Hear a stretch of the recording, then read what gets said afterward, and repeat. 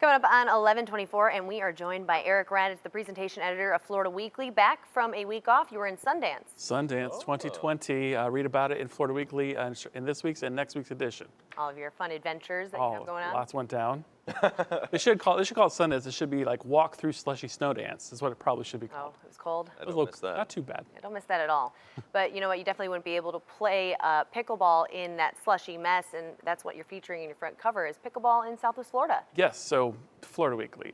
In case you didn't know, pickleball is an insanely popular thing to do in Florida, and you probably either know someone who plays pickleball or you play yourself. This week we dive into the sport.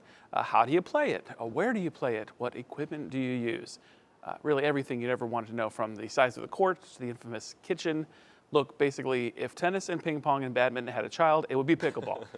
Pretty much all ages can play, and they do. Listen, pick up this week's edition for all you need to know about pickleballing in paradise. I've never tried pickleball. I've always wanted to. So I have. It's so much fun. So much fun. All ages play. Sounds like less exercise than tennis, too. So maybe it's like a good mix. Depends on how long you play. If you play all day, it's as good as like 1 hour worth of tennis, like 3 hours of pickleball, I think. That's fun. That's a good ratio to have. Thank you.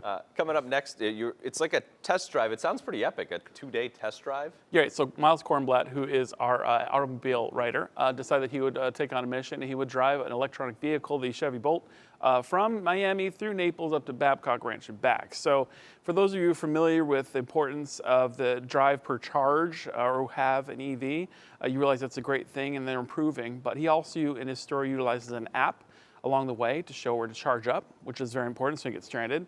He also compares in this story them with other electric vehicles on the market. So pretty cool read from Miles Kornblatt. And arts and entertainment, you are featuring a clown, Puddle's Pity Party, or Party Pity.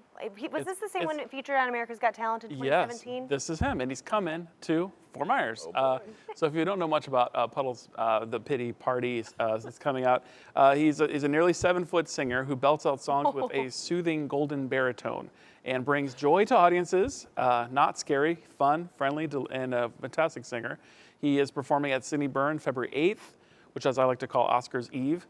But we do sit down with him and do a Q&A with him this week, getting to know him better. The show will likely be sold out. I'm told it'll be an unforgettable experience.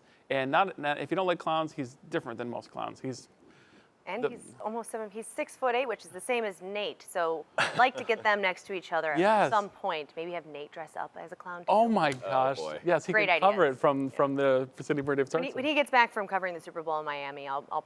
Oh, he's covering the Super Bowl? Yeah, tough assignment, right? Tough assignment. Maybe we can get him to wear the crown, too. That would be something to see Nate Foy wearing that.